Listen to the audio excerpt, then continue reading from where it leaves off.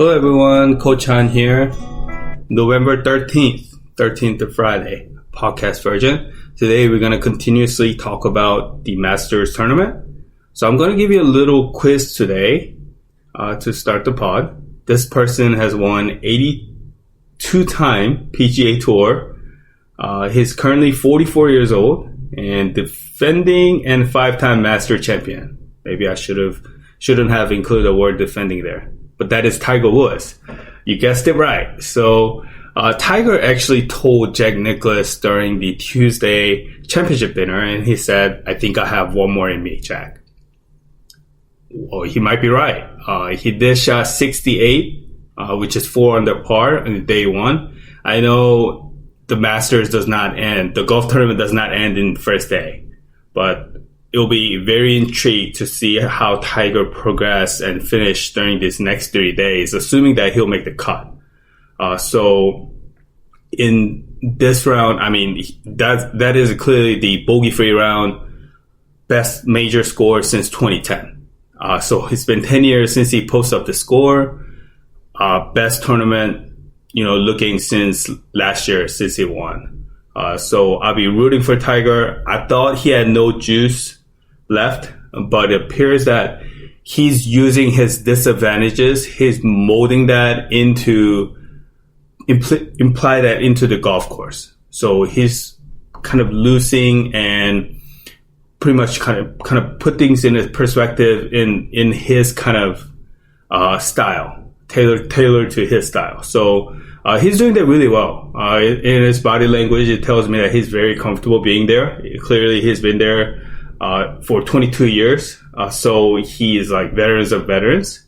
So I'm very interested to see. He is clearly, through his interviews, through his days throughout the week, he's going to be very emotional because last year, you remember when he hugged Charlie, which is his son.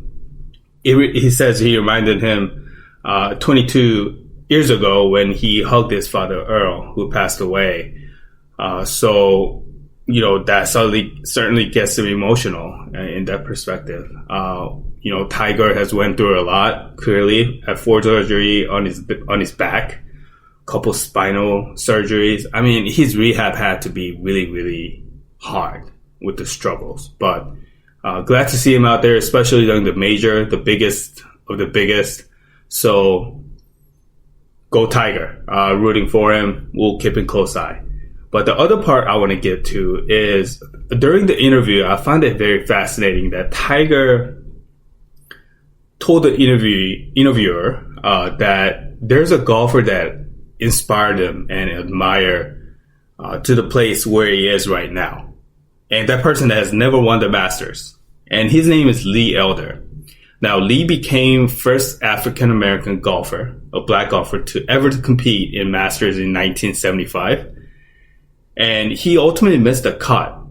So he only played 2 days. And that was the only Master he played. But the people and the golf fans would never forget Lee because of his effortless, his relentless, during his career and his showing on the Masters. You think about it, in 45 years, it's been 45 years.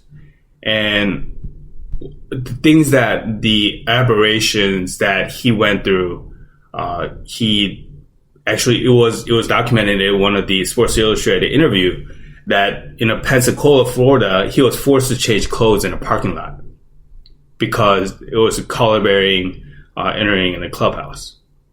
Back in the day, that was just natural, unfortunately. And in Memphis one year, he was sleeping in one of these hotels and, these fans will call him randomly in the middle of the night and, just call him in the N-word during that and you better not win this tournament. So, and Elder, every time he had to play the course, he had to be escorted by police as well. So he went through a lot to mentally, to emotionally go through all that. Now, 45 years later, Augusta National is recognizing him, he's 86, by the way, with the honorary starter spot and created 2 scholarships in his name at Payne College, which is one of the famous historical black university in town. So I mean, I can't say enough about Lee Elder, what he has shown, what he went through. Before the 1975 Masters, he interviewed and said the two words he wanted to kind of kept it in his heart. And there was I belong. And I believe that value is clearly more than the championship green jacket they will be sharing on the Masters champion. So that's all I have today. I'm very excited to look forward to this weekend to catch on a lot of sports. And I'll be back on Monday for the weekend recap and the lookout for the week. So hope you have a great weekend, and we'll see you on Monday.